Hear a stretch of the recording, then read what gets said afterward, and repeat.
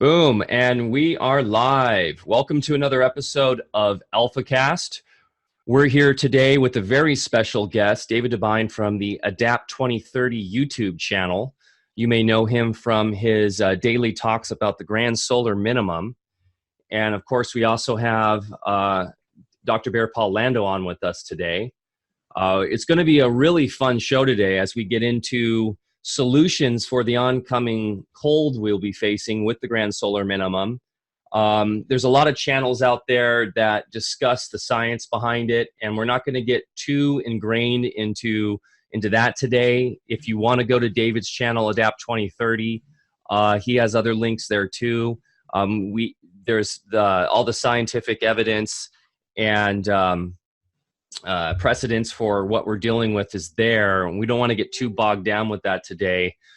Today we're going to focus more on solutions and what we can do for our own sovereignty and empowering ourselves to not only get through these times ahead, but also to really thrive in these times.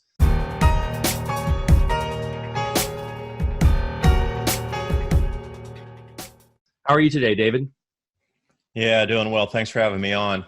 And as we do go through the program, remember, you have to discuss the problem a little bit so at least you know what you're up against. And then if you know what is going to occur because it's occurred in the past, gives you a good indication of where it's going to go. It won't move exactly the same as it did in the 1600s, 1300s, 800 AD, but we know the large things that are going to happen. There'll be population migration, economic contraction, food price rises, food unavailability. Now, this is your greatest asset, and you can have prosperity beyond your wildest dreams if you're providing value during this time. If you know where these changes are going to occur, you can prepare for them, but there's going to be a lot of people who aren't prepared. And that's where your value is going to be, is bringing some of those along who didn't prepare. Because if you can see the future and what might change and you can hop ahead of that, that's going to be the greatest opportunity in human history. But again, it's not about fear. It's about understanding the problem first and then finding where your niche might be. And again, it's about value, and more value as these changes occur. You're not going to live it out and like sit by yourself alone and do it, or you have to, it's going to be more community-based and more social. We talk about this a lot on the channel. We live in a reality that is dominated by the polarity of the reality. And when I almost feel like it's the natural ebb and tide of, if you go back in the historical cycles here, we related as a preview of this show about how the fall and rise of empires relate to these cycles of the sun. But it's almost like nature's way of cleaning out the rot, if you will, of what you get when you have these large empires. And for us, you're dead on as far as the positive elements to what's happening. Is it's going to force us in a way to start engaging more in our locality, in our community, and getting more self-sufficient as a means to prosper. Because right now, people have really lost touch with where they get their food, where all resources come from. We've got the domination of big agriculture, big pharma, all these massive multinational companies, the just-in-time delivery system, all of this, which has made our life really easy and created a lot of complacency. As a health company, we've also seen this has been very detrimental in many ways to our health. So having these natural cycles, maybe Mother Nature's pretty smart, and maybe there's a reason to it. Yeah, but you can see over the last 100 years how we've been pushed into this system of reliance. We used to have railroad tracks and trolley cars and things that were running across our planet circa 1910. They had electric cars in 1880. You have to realize that the first electric cars ever on the planet, the first cars, were not fossil fuel driven cars. They were electric in 1880. So this dependent system, and again, you're farming. Everybody had a family farm back in the 1930s, 40s, 50s, 60s. Well, then it started to taper away in the 60s. And now you can only get your food from a supermarket. And now some cities are passing ordinances where you can't grow food in your front yard. You can't collect your own water. So there's been this definite push into the system, the arms that welcome you into dependency. And this is what I want to try to say, that, people lived quite differently not even that long ago. And we can do it again. And once you start to do it again, this is where if you do it at too large of a level, you get some pushback from governments, et cetera, wanting you to license tax and do all these things. But as I envision the future moving forward after 2021, most of this kind of overregulation and nanny state kind of babying will slowly dissipate, because there'll just be so much other thing going on that, they kind of they've indoctrinated everybody down into this almost like you get a pacifier in your mouth every day. Well, I think that's going to gradually be loosened off here, and we'll have more sovereignty to be able to grow food, figure out our own transportation, figure out our own electricity without having to rely on the grid. And I'm not talking about solar panels, gravitational vortex power, Perendev magnetic motors, and a few other things, so we don't have to pay to stay on the grid. We should be totally off grid. We could have set up the system completely off grid from Tesla's time, moving forward with the type of electricity, wireless distribution, and water filtration, and all these things that we think of that we have to get from a store or get from a utility company. We wouldn't have needed to string this planet with copper cables had we gone with wireless electricity. So everything's there to get you dependent on the system, and I want everybody to look that way, that it's been done and you can do it again. Yeah, no, that's amazing. And we could get into the alternative energy concepts, because that's something that I love.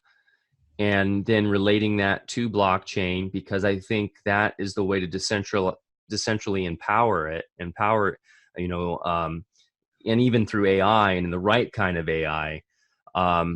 Centralization is obviously been the goal of the controllers, and it's led us down this path towards a very fragile ecosystem and overall infrastructure. And imagine being an intelligence from somewhere else and flying over our civilization and seeing it all strung along with these wires and stuff, and how crude it would look like, and meanwhile we've been sold this idea that we're at the apex of humanity. So yeah, the grand solar minimum is going to be for many a rude awakening, but for those who can understand what it is and embrace it and be ready for it, it's something I would say I'm kind of looking forward to it, to be honest. Well, it's going to make people more reliant on themselves. And when people become more reliant on themselves, their psychology changes.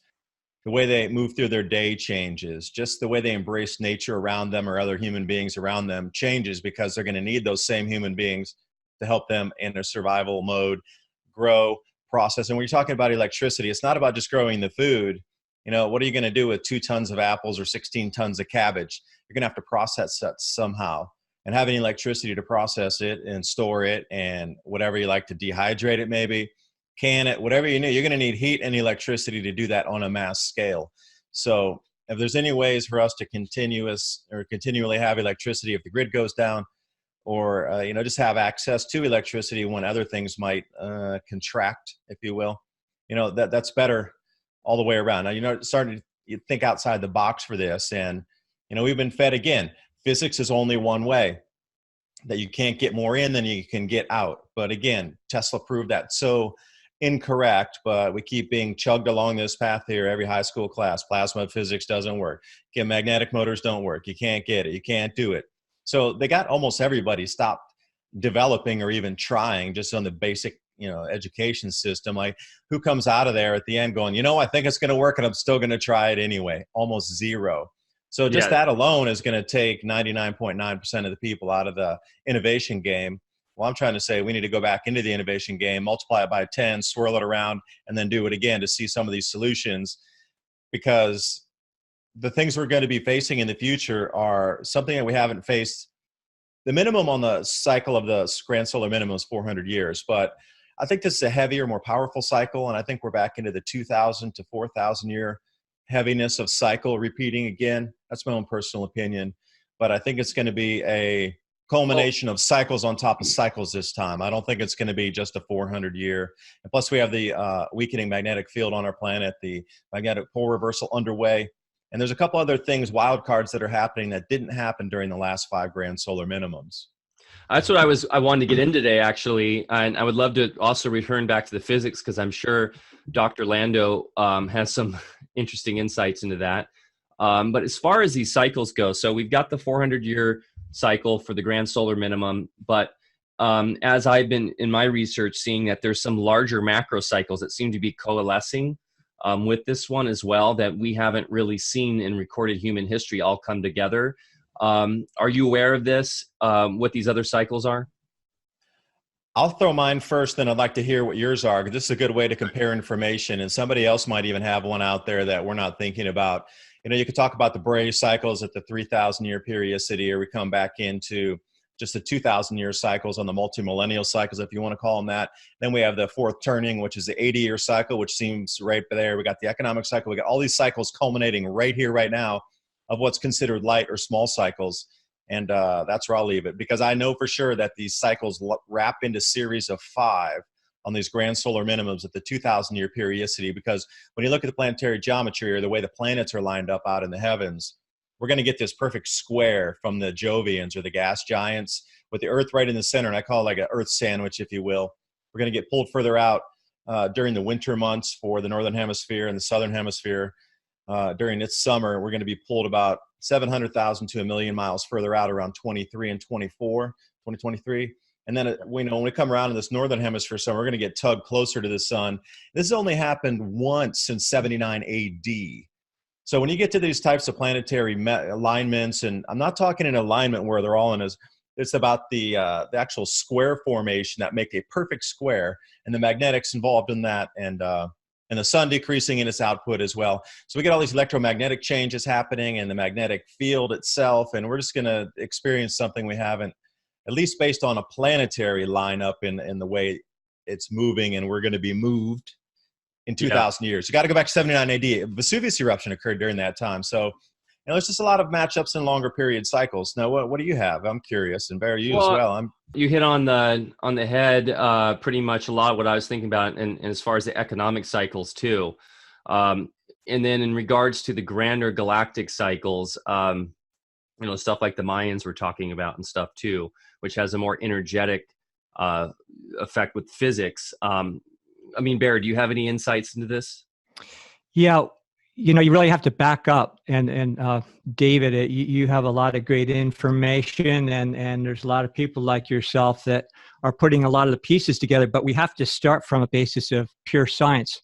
Pure science that I wasn't taught in school, that I had to learn on my own, can demonstrate that there's only one substance in the universe, and it's pure light that's put in motion by our consciousness. And from that, there's a plan, a design, if you will, for the universe, where we're all participants. And through our consciousness, we have the ability to have thought, produce thought, which creates electrical properties that polarize and then nuance in various dimensions, 18 specifically, to create all the waveforms, three-dimensional waveforms that produce our entire reality. So when you go back to that premise, then you can understand that when you're talking about economic cycles, you're talking about weather cycles and so forth, or even these superimposed cycles that are created by the wannabe controllers, they're all one and the same. And if you understand how they're produced, then we understand we're all a collective part of that, and that we can change anything anytime we want. And what we've been taught for energy is that energy is external. Somehow we have to harness it through the sun. We have to have a new contraption that's going to produce it. And, as you already said, Tesla, demonstrated that that's incorrect. Energy is just there free for the taking.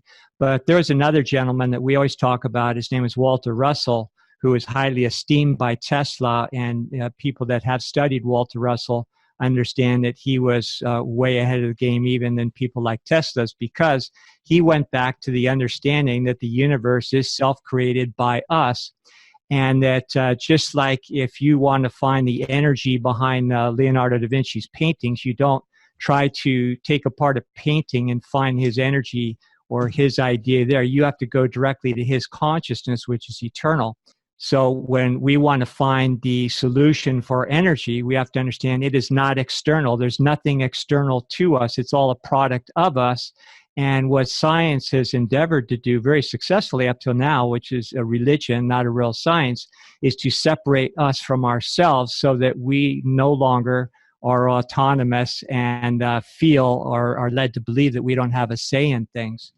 So, yeah, energy is extremely important. We're going to have some people on the show here, in the not too distant future, where we're going to delve into more of those scientific principles, so that when farmers like ourselves are out growing food and so forth, it doesn't matter. We won't even be dependent on solar rays or any other external source, because we'll be able to produce it ourselves and do everything we need. So I could go a lot more into the physics of it, but I think that it's just important, to step back and understand there's a whole piece of the puzzle that all of us have been kept in the dark with, and it's the most important piece of the puzzle. And in the meantime, we've got to get together and reconnect with ourselves, with each other, with the land. And the last thing I'll say is that, we always have this separation in our discussions of nature. Well, we are nature. Humanity is not the evildoer, screwing up nature. That's another original sin concept that's been fed to us, so that we think we're bad and that we, never, reach or even discover our full potential. So we need to get away from these concepts and understand that we are the power that fuels the universe, and there is a natural design, and we have all individually been given a permission to be a participant in that, and we have to start doing our job again. And first, it starts with rolling up our sleeves and doing the work on the ground. But our work on the ground will be fruitless unless we have the knowledge of who we are in the first place. Yeah, let me jump in, Mike, with a thought here. I talked to Craig, also over at Radiant Creators. We were talking about ancient mystic traditions that, were able to fuel their bodies without having to put food into it.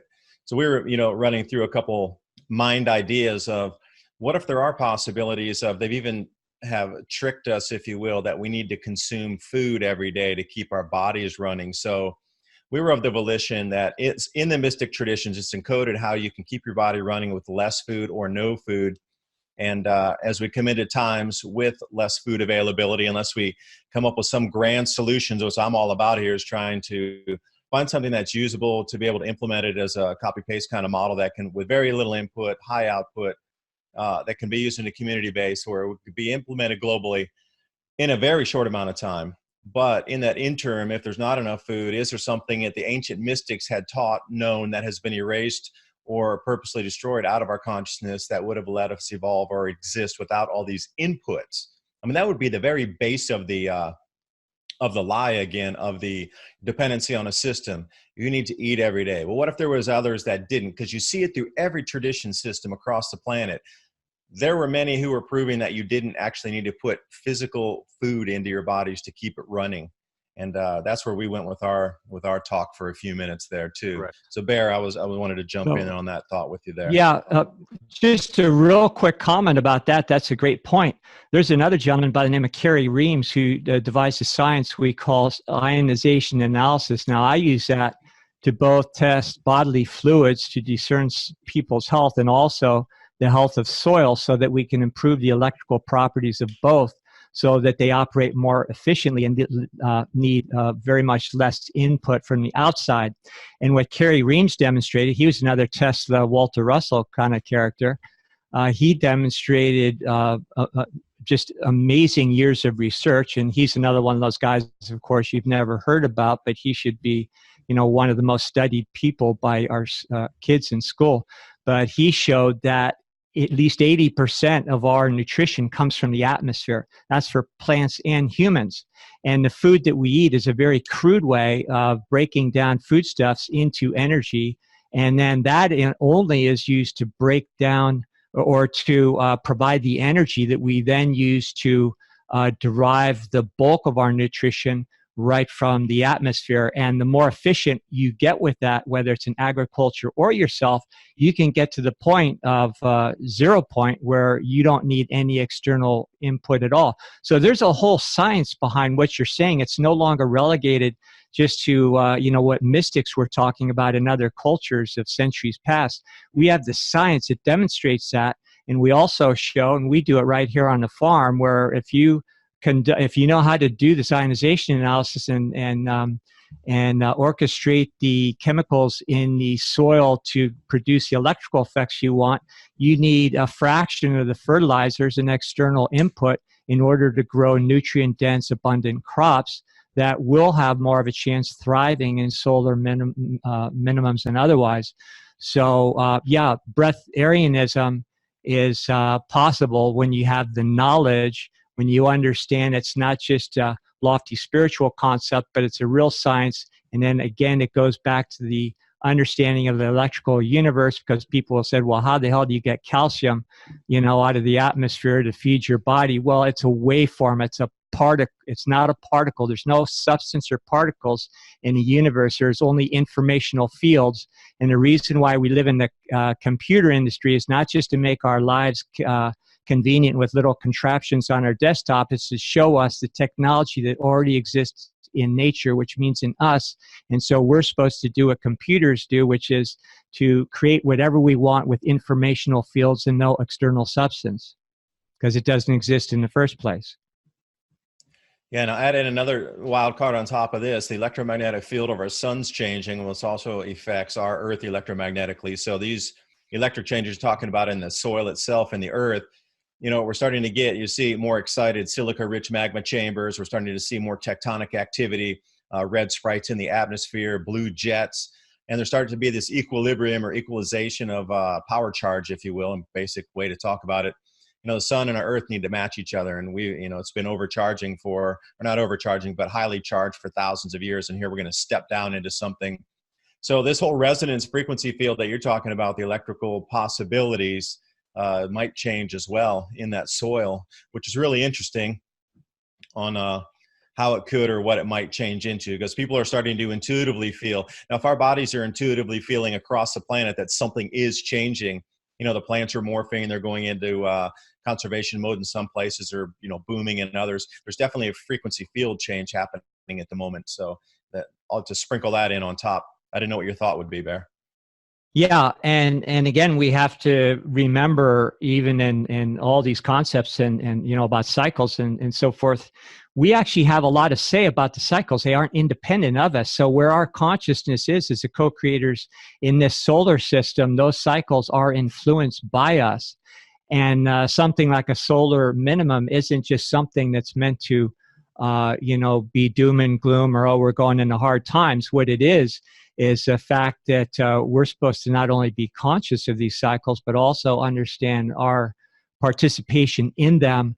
And if we were not motivated by greed and whatever else motivates people these days, then not only would we be prepared for these things, but it would just be a natural ebb and flow of life without any hardship at all, because we would not be subjected or victimized by anything external to us. And if our environment, is altered in a way, well, that's okay, because, we aren't depending on these archaic, ideas and technologies that would render us obsolete when these cycles do occur. But, I believe there's a larger intelligent design, of course, which we're part of in the cycles, and that they afford us opportunities, evolutionary opportunities. I don't like evolution, the concept, because it's more of a linear concept, but, it's more of an expansiveness and overall consciousness, which is, multidimensional, not just linear. But, evolutionary, for lack of a better term, is we're given these cycles to progress through. And if we don't get our act together during those cycles, well, then the next cycle is going to be less hospitable if we're still operating in primitive ways.